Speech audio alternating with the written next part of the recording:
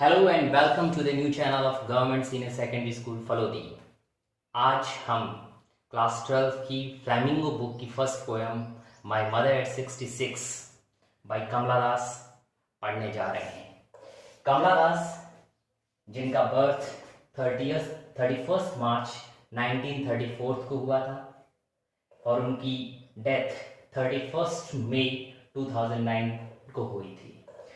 Kamala Das, popularly known by her one-time pen name Madhvi Kuchi and married name Kamala Das, was an Indian poet in English as well as an author in Malayalam from Kerala, India.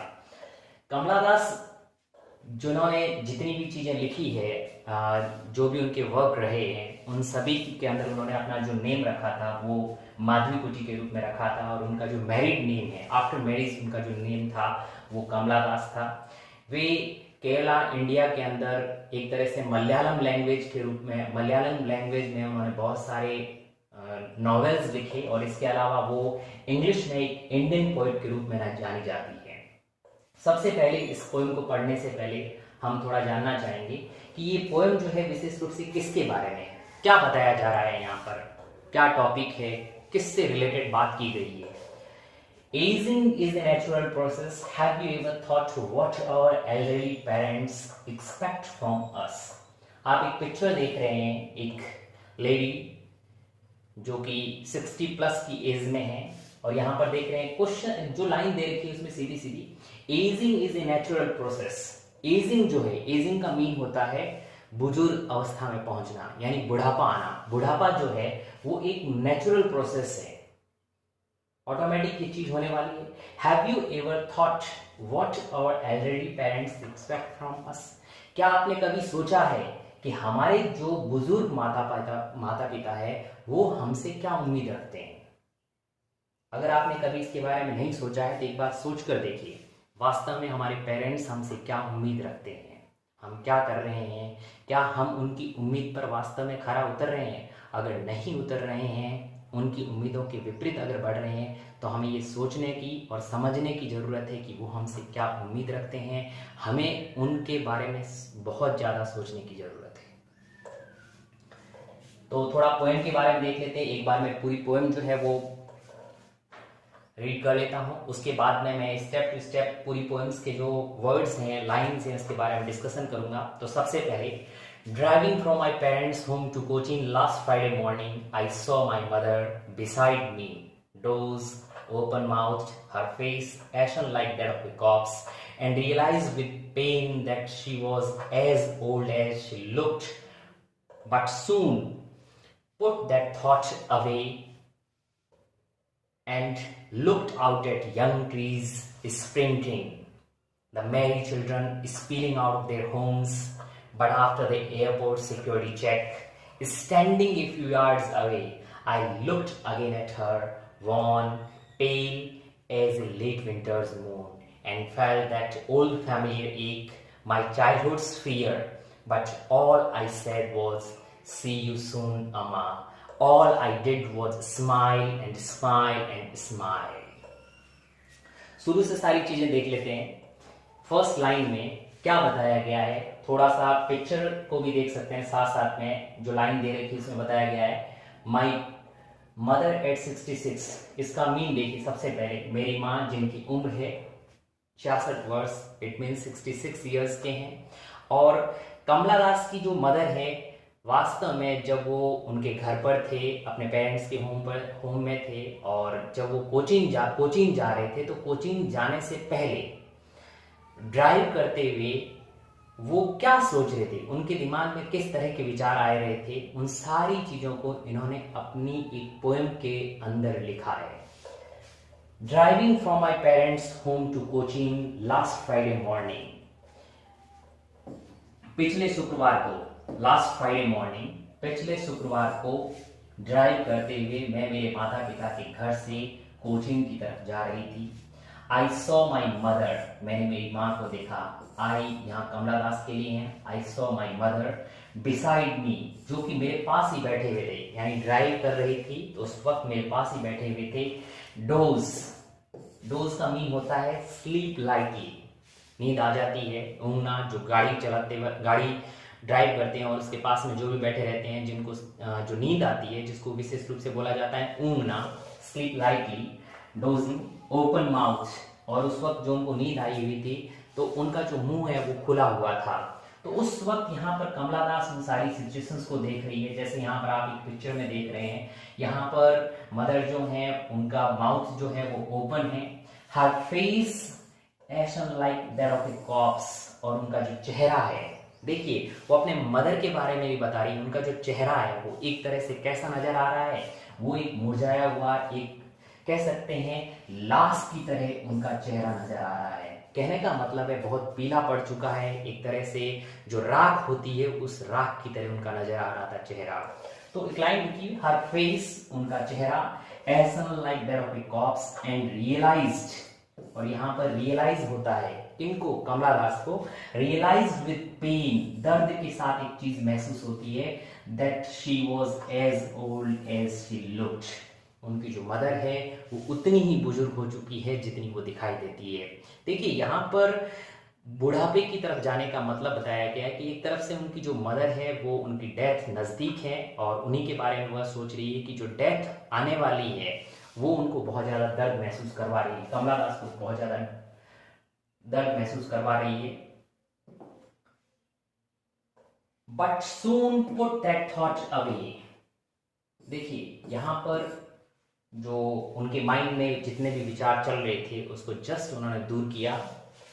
Son put that thought away, उस विचार को उन्होंने अपने आप से दूर कर दिया। विचार कौन सा चल रहा था? अपनी माँ की डेथ जो उनके पास आ रही थी, जो उनके मन में चल रहा था ये विचार, वो उन्होंने दूर किया एंड लुक्ड आउट, और बाहर की तरफ देख लिया। यानी कार में जब बैठे हुए थे उस वक्त उन्होंने बाहर की तरफ देखा। एट यंग ट्रीज स्प्रिंटिंग, ये जो पेड़ हैं वो भागते हुए उनको नजर आ रहे थे। स्प्रिंटिंग का मतलब होता है रनिंग फास्ट। अब देखिए यहाँ पर एक बात बताई है मैंने, पेड़ों को दौड़ते हुए दिखाया गया है। आप एक बात सोच कर देखिए, क्या वास्तव में पेड़ दौड़ते हुए कभी नजर आते हैं?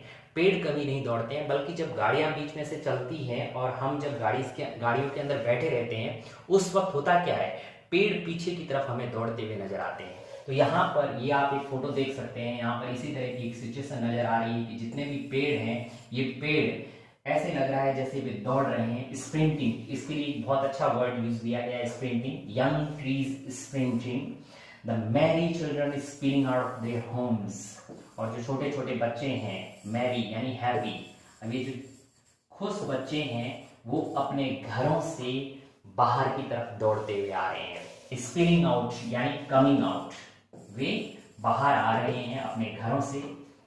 But after the airport security check, अब यहाँ पर देखिए फिर से एक विचार चेंज हुआ है। यहाँ तक जितनी बातें थी वो गाड़ी के अंदर की थी, कार के अंदर जब बैठे हुए थे उस वक्त की बातें थी। इसके बाद की जो बात है, but after the airport security check, जब एयरपोर्ट के अंदर सिक्योरिटी चेकअप होता है, उस चेकअप के बाद में standing a few yards away, Kamala Das कुछ दूरी पर खड़ी होती है, और कुछ दूरी पर खड़ी होने के बाद में आई looked again at her, मैं फिर से, I looked again at her, मैं फिर से उन्हें देखती हूँ। उन्हें किनको? अपनी माँ को मैं देखती हूँ। मैंने देखा, उनको फिर से देखा। वॉन पेल, वॉन का मीन होता है कलरलेस, यानी एक तरह से रंगहीन। ऐसा नजर आ रहा था उनका चेहरा कि बिल्कुल रंगहीन है, उसमें किसी प्रकार का कोई रंग नहीं नजर आ रहा है। पेल, पीलापन, पीलापन भी किस तरह का नजर बताया गया है यहाँ पर? As a late winter's moon, यानी उनके चेहरे की जो तुलना है वो किससे की गई है? जाती हुई सर्दी के चंद्रमा से की गई है। At as a late winter's moon. अब देखिए जाती हुई सर्दी का जो चंद्रमा होता है उसका जो कलर होता है वो फीका हो जाता है, यानी जो सफेदी होती है चंद्रमा में, वो चंद्रमा की सफेदी खत्म हो जाती है, और इसके अलावा वो पीलापन लिए हुए नजर आता है। वैसे के वैसे यहाँ पर एक सिंबॉलिक चीज बताई गई है कि उनकी जो मदर है, उनकी मदर की जो डेथ है वो भी बहुत नजदीक है, और उनका जो जीवन है वो अंतिम पड़ाव पर है। And felt that old familiar एक, और उसी वक्त यहाँ पर फिर से पोइट कमला दास को एक दर्द महसूस होता है, और वो कौन सा दर्द महसूस होता है? ओल्ड फैमिलियर, वही पुराना परिचित जो पहले उन्हें कभी हुआ था दर्द, वही फिर से दर्द महसूस हो रहा है। आप यहाँ देख सकते हैं एक छोटा सा बच्चा है जो कि क्राइम है, वो रो रहा है अपनी माँ के लिए। अब जब बच्चा छोटा होता है और जब भी माँ उसे छोड़कर कहीं दूर जाती है तो बच्चा रोना शुरू हो जाता है, क्योंकि उसे ऐसा लगता है कि माँ उससे दूर चली गई है। वैसे के वैसे यहाँ पर कमला दास को एक चीज का एहसास होता है कि अब उसकी माँ उसे हमेशा के लिए छोड़कर चली जाएगी। ये जो दर्द उसे लग रहा था, वो दर्द उसको अपना जाना पहचाना बचपन का दर्द महसूस हो रहा है। माई चाइल्डहुड फियर, यानी अपने बचपन का, मेरे बचपन का डर मुझे महसूस हुआ। But all I said was, लेकिन मैंने सिर्फ इतना ही कहा था, सी यू सून अम्मा, अम्मा फिर से मिलेंगे, सी यू सून अम्मा।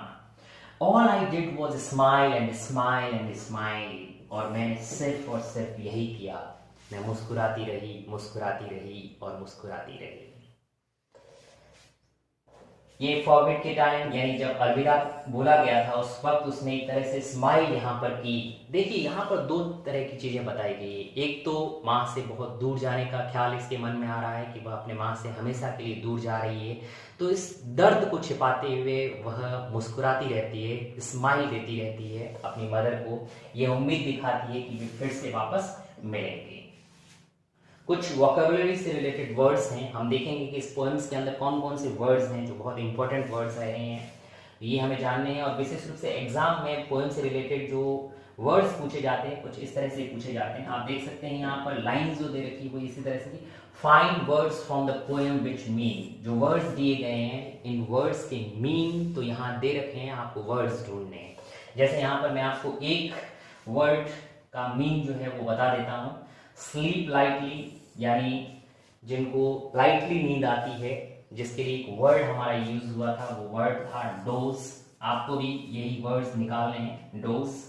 वैसे कि वैसे second, pale and grey like ash, आप इसे ढूंढिएगा पोएम के अंदर। डेड बॉडी, डेड बॉडी के लिए कौन सा शब्द यूज में लिया गया है ये भी आपको देखना है। रनिंग, शॉर्ट, फास्ट रेस, जो छोटी सी दौड़ होती है फास्ट, उसके लिए कौन सा वर्ड यूज में लिया गया है। हैप्पी, हैप्पी के लिए कौन सा वर्ड यूज लिया गया है ये भी आपको देखना है। एक वर्ड यूज लिया गया है कमिंग के लिए, बहुत अच्छा शब्द है कमिंग, कमिंग के लिए कौन सा शब्द है ये भी आप ढूंढिए। कलरलेस, कलरलेस के लिए रियलाइज्ड, पेन, मीट, ये कुछ इंपॉर्टेंट वर्ड्स हैं जो बहुत काम के हैं और एग्जाम के हिसाब से देखा जाए तो ये एग्जाम में भी पूछे जाते हैं। तो इन सभी वर्ड्स को आप ढूंढिए और इनके आंसर्स दीजिए। Please subscribe the channel. Thank you, have a nice day.